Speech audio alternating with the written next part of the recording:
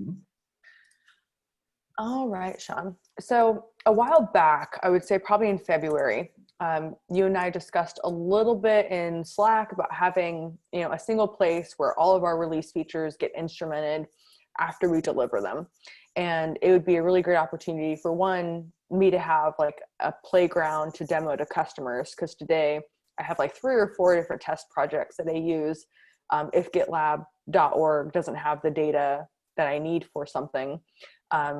And we're getting better at like dog fooding our features, but it'd be great to be able to have a place where we can instrument new features that we've built inside of release management as a part of our normal workflow.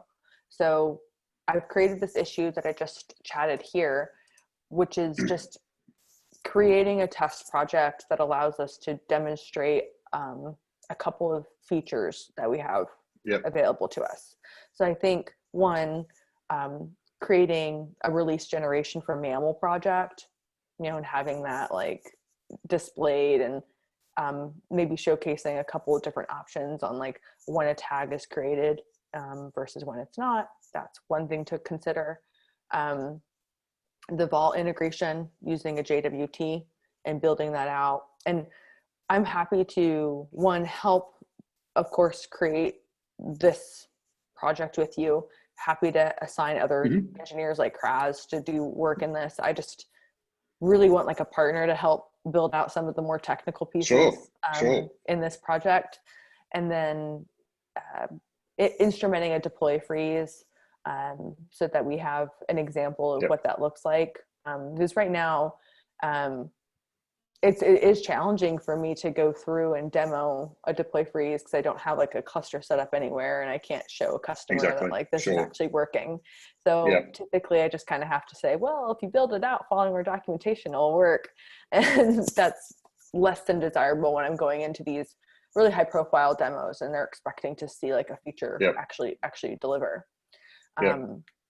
Should it be on gitlab.com? It can. If you feel like it would be better on a self-managed project, then we can do that as well. I'm open to both. Sorry, I interrupted then. Go, continue. I think the only benefit of GitLab.com is that as soon as the feature is available because of the auto deploy release, we can start instrumenting it in the project. So that's the only benefit. So we don't have to wait for the self-managed. So I totally understand where you're coming from in terms of, there's quite a lot of complex features that require, they require quite a bit of setup data to already be there. And, for it to look realistic, it should actually be some type of, semi-real looking releases, with over time, not just kind of all done in the last 10 minutes. So, and in fact, I've also been kind of running into a kind of related challenge around this, just as an engineer, which is, we don't really have seed data for many of our features, which is a slightly different problem, but it is related. It's, it's kind of the same problem, but the solution might be a bit different, right? Because for seed data, I mean, we can just kind of like, it can be, kind of run as scripts, and it will run on the GDK, not on GitLab.com. In fact, we couldn't run on GitLab.com. But the way we could possibly approach both of these, also, and the other thing, just looking at this list, is, so there's a lot of different things here that we are obviously using all of them. And I'm just wondering if maybe we might have maybe a group and then have a couple of different projects. So as, because, I find when I look at example code, if everything's in one place, it becomes confusing what's what. So, we might work out how some of these features could easily coexist in, maybe we'd have 2 or 3 projects or something that would, like maybe the Vault should be kind of in its own world or whatever. But, and so I guess the way I'm thinking about this is, we're really looking at scenarios, right? Like what are the steps that what are you trying to achieve, and then what are the steps that you would take to get there in a business as usual environment? And so I feel if, you know, maybe we can kind of map them out in the issue, just in, I can also do this in text, you know, this is this type of organization, you know, this is what they're doing on a regular basis, and this is their need. And here's an example of the last month or 2 months of stuff that they've done.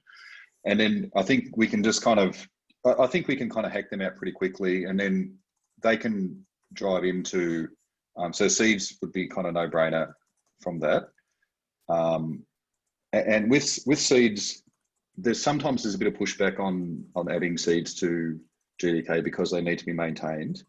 But within the seed loading, there's different commands you can give. And then there's kind of like, so we could potentially add a new command, which is release seeds, and then, you know, we would solely be responsible for them. And so I think that would, you know, they can be optionally loaded by anyone who wants to work with that data.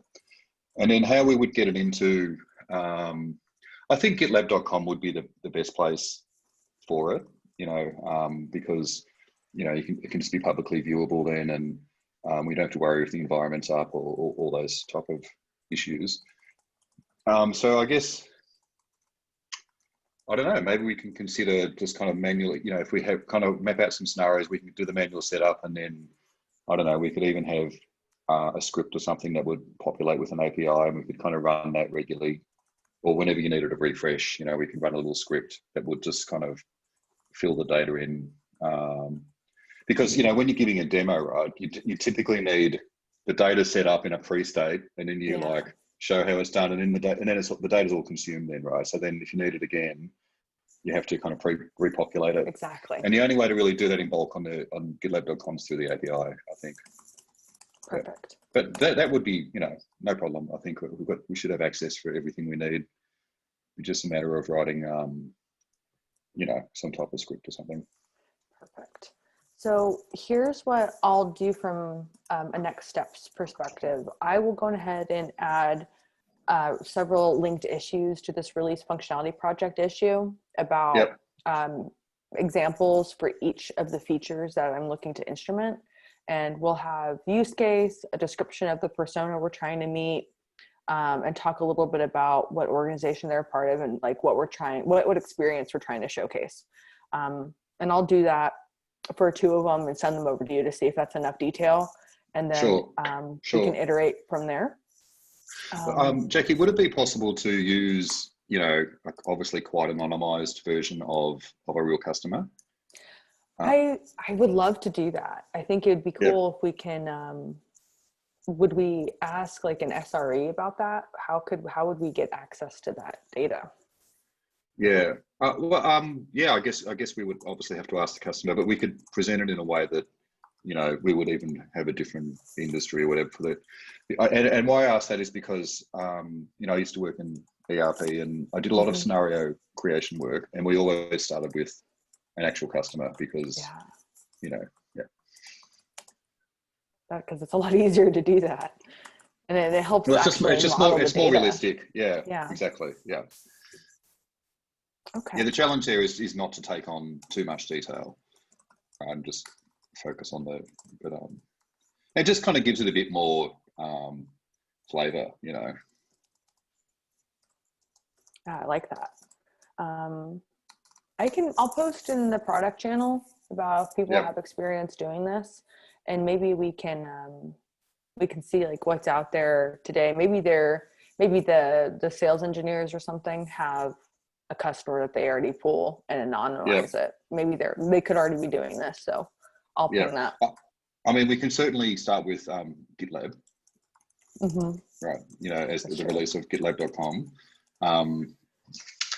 But it'd be interesting to look at some other, you know, completely different use cases. Yeah, I like that. Great question there.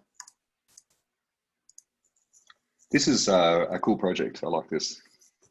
Bill, I'm so glad that you're willing to help out on it. I think some people would find it boring, so thank you. I love this kind of stuff. So yeah.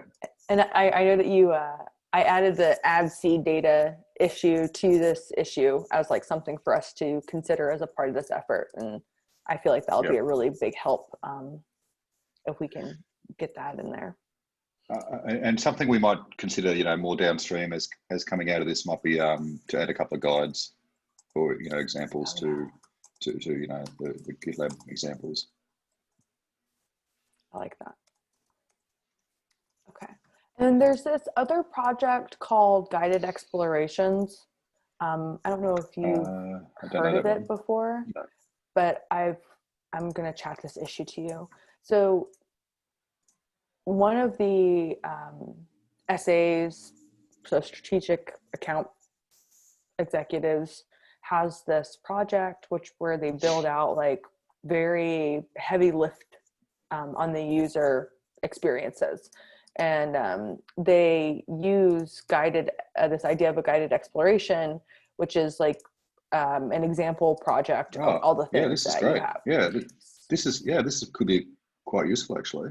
So maybe what we end up building is actually expanding on like this kind of a concept, and we can see about building it in guided explorations and creating a group for release management features so that everybody in GitLab can consume this project. So yeah, absolutely. I think that would be. Oh, and even, I mean, I don't see it could everyone. Be public, yeah. This looks wow, this looks pretty full on. This looks quite good, and maybe we could kind of simplify it a bit. Yeah.